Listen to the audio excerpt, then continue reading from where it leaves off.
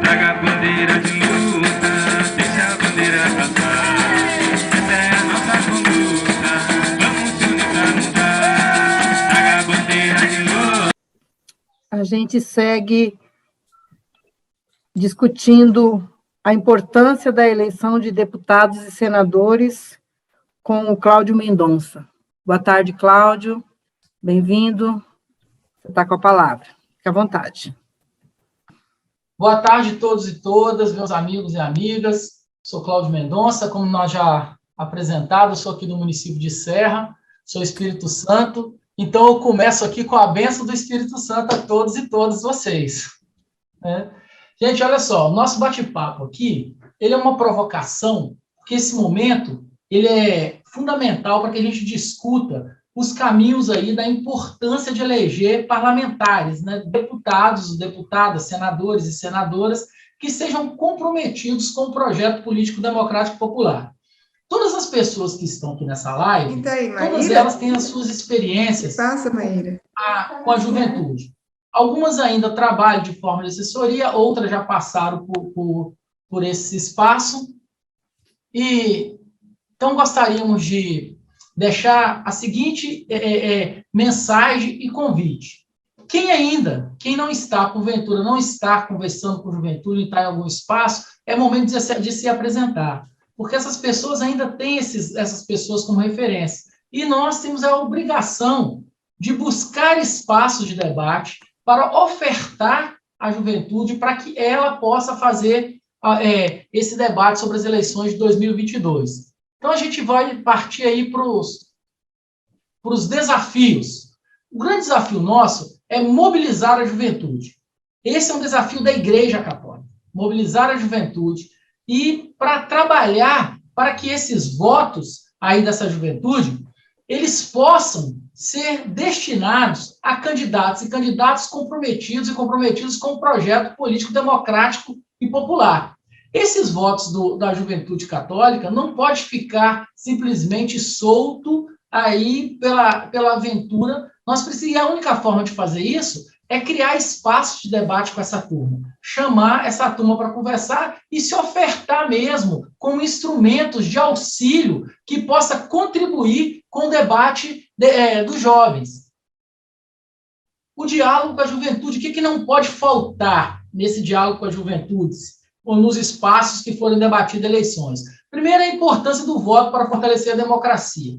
Nenhuma democracia do mundo, né, nenhuma democracia se faz sem voto. As democracias são diferentes, mas todas elas têm essa participação popular. Como dizia Churchill, né, a democracia é o pior dos regimes, mas o melhor entre todos os outros, né?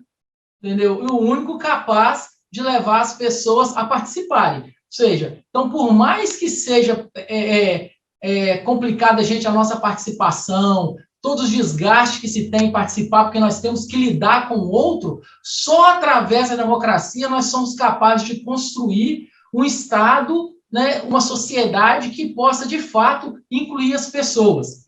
Então, são os parlamentares e as parlamentares eleitos no Congresso Nacional que pode garantir que os projetos de um presidente ou de uma presidenta possa seguir adiante. Sem os votos dessas maiorias, nós não temos condições de levar aquelas propostas que o presidente tem durante a sua campanha eleitoral. Por mais boa vontade que um presidente tenha, se ele não tiver o voto no Congresso, para que seja efetivado, ali que seja permitido de forma constitucional que esse projeto seja levado adiante, nós não teremos condições ou então enfrentaremos muitas dificuldades. Então, a composição do Congresso Nacional, desse ano, que vai começar o próximo Congresso em 2023, ele vai garantir se nós vamos ter retrocessos ou avanços na nossa democracia, né, na nossa frágil democracia, tão abalada. Então, é importante, em todas as conversas, lembrar aos jovens que a não participação também é uma ação política.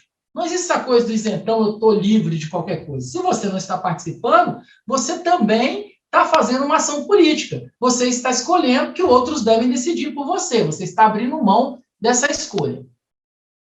Quem são os jovens nesse processo eleitoral? Isso aqui é uma informação que eu acho que seria importante para que a gente possa nivelar, porque quem não teve tempo de ler as estatísticas eleitorais, nós vamos agora para 2022, chegando com, entre jovens de 16 a 24 anos, 22 milhões de jovens. Entre 16 a 24 anos. Só nesse grupo, são 22 milhões de jovens. O que significa isso? Eu trouxe um recorte para que a gente possa olhar a votação na Câmara Federal em 2018. O PT e o PSL foram os partidos mais votados. O PSL teve 11.640.033 votos e elegeu 52 deputados e deputadas. O PT teve 10.126.611 votos e elegeu 54 deputados. Essa discrepância aí, por PT ter menos votos e eleger mais, são as configurações das coligações dos estados, né? São como se comportou os estados. Mas vejam bem, o importante dessa mensagem aqui é que menos de 22 milhões de jovens, de pessoas, elegeram 106 deputados estaduais no Congresso.